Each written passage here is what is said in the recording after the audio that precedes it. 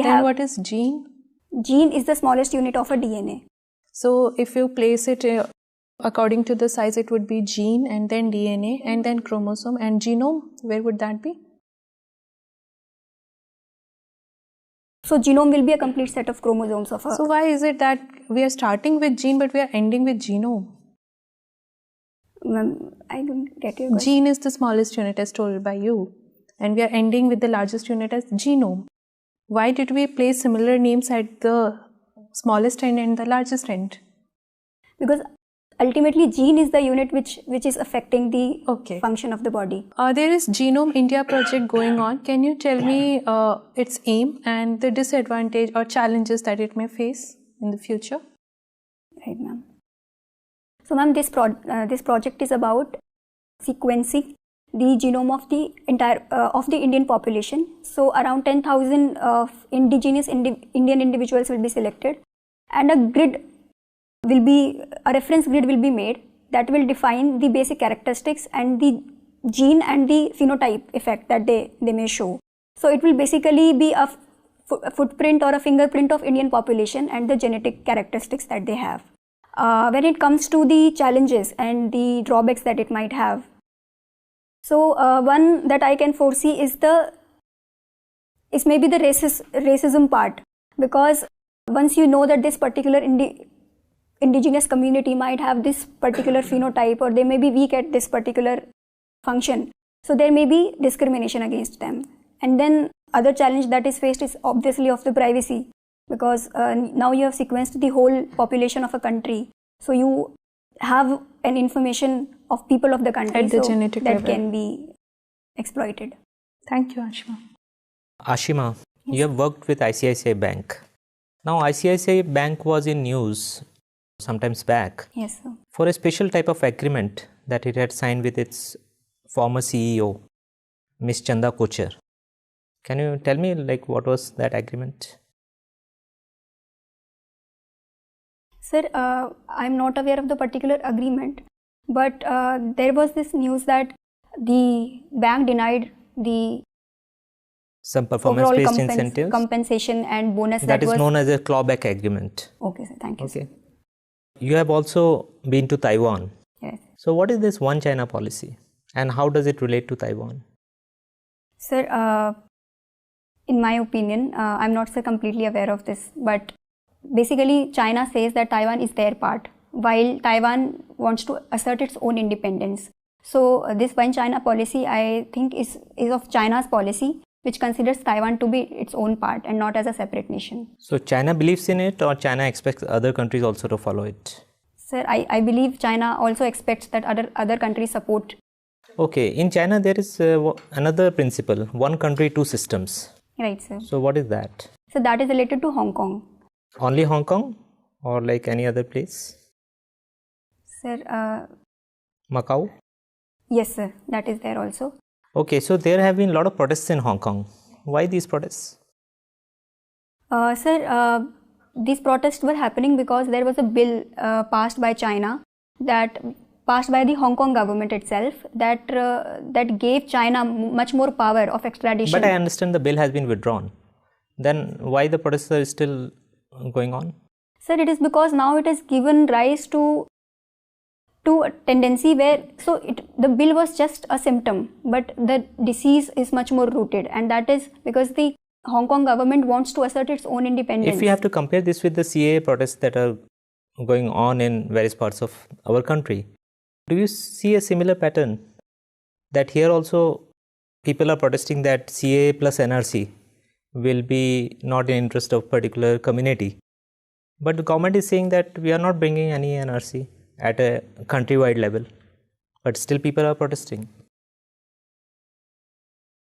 Sir, I believe it is the right of people. If they believe something is against their interest, they have a right to protest. But at the same time, I believe there has been a miscommunication, which has Does vibrant democracy means or justifies violent protest? Sir, violent protests are never justified in a democracy. So protests and the right to dissent is always there. But if public property is destroyed, it is basically people harming themselves only. Okay, Plato said that only clever people should vote. But if we modify it and say only educated people should be allowed to contest for elections, don't you think it will be better for Indian democracy? Sir, first of all, I believe that being educated does not mean one is more informed or one has more knowledge to exercise. Even we see few illiterate people have great knowledge. So then why have this eligibility criteria for even civil services? Why not take anybody? sir, because there is a lot of responsibility on such people and we cannot leave this to chance. So as an administrator or in a civil servant, you have... Okay, who has been given this Nobel Prize for Chemistry this year? That means 2019. Sir, I'm not able to recall the name, but I know the subject for which it has been given. What is that? Sir, it is about the response of cells to oxygen stress. The Nobel Prize for Chemistry? Yes, sir. Or that is for Nobel Prize for Physiology or Medicine? I'm sorry, sir. Yes, sir. It is for lithium ion cells. Okay, my final question to you. You are a student of biotech. So what is this Section 3 Clause D of Indian Patents Act? And how does it help Indian pharmaceutical industry? Sir, I'm not sure. Can I guess? Sir, I believe it is about the compulsory licensing. Evergreening of patents? Okay. Yes, sir. So, sir, evergreening of patents is basically the government of India's policy that does not allow the countries, especially the foreign countries. Okay, patent is for how many years? Sir, it is for 20 years. 20 years. Okay. And India is having product patent or process patent? Sir, it is having process patent. Sure. Sir, in past it has once it has denied product patents, but thank you. Ashima, yes. Are you feeling a little stressed? Can you crack a joke for us?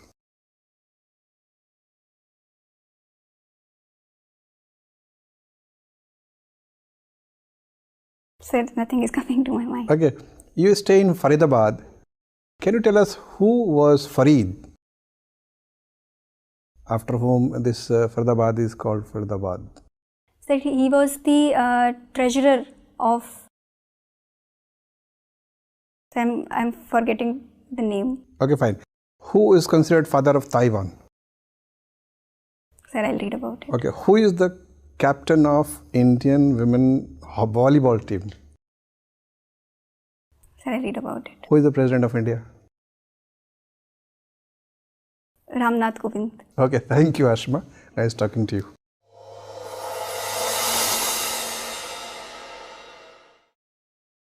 Have your seat. So, how was it? It's not that good. Still, how would you rate your performance on a scale of 1 to 10? 5. Okay. So, what are the weak areas you could identify where you think that you need to work? Sir, content-wise, I have a lot to prepare. But I feel the most important issue with me is that I feel stressed. And that is why even if I know the answer, I am not able to speak up that well. So, and I think that pressure keeps building if I am not able to answer. That happened. It happens, or it has happened only today? Sir, a certain level of calm is not always there with me. So I feel if I can muster up that thing, I'll be doing much better. Yeah, that is what we expect. That means, because given your detailed background, you could have answered many of the questions very comfortably if you are not stressed. But you took this interview as a battle and you found yourself to be cornered in the battleground. And sometimes you are coming back in vengeance.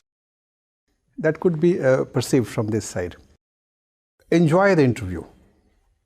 Forget that this is a test of your talent or skill or etc. See, they are so experienced persons in Indian administration. You have got the opportunity to interact with them. Just think this way, that you have many things to learn in your life. You are still very young candidate, only I think 24, 25 years. And you have still gathered vast various types of experience you have gathered. Take this interview to be an experiencing opportunity to interact with the senior persons, to learn certain things, and the most important thing that you have to enjoy it. That is the key to de-stressing the whole process. Otherwise, many questions were very comfortable, and some battlegrounds you opened yourself without any reason. This Taiwan battleground was not required to be opened. So one Canada battleground and Switzerland battleground and Taiwan. So you have to work a little bit, a couple of days on international issues, and particularly where you are related.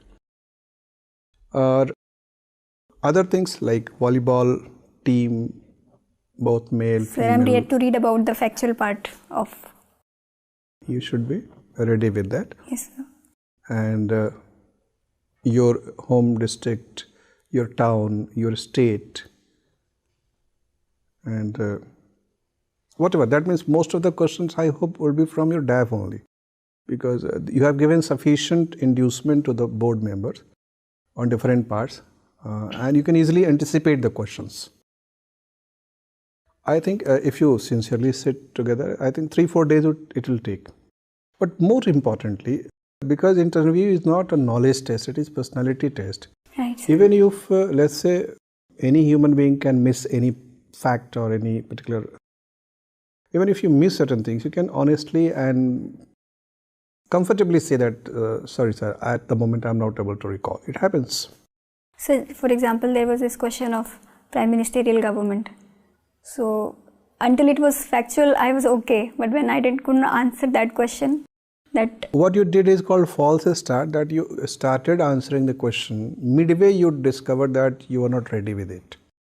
So, take your 5-10 seconds, think about the question, formulate a synopsis of answer in 2-3 points, and deliver it. So, but is it okay to take time to speak? Yeah, ask for, let me think over, if you could.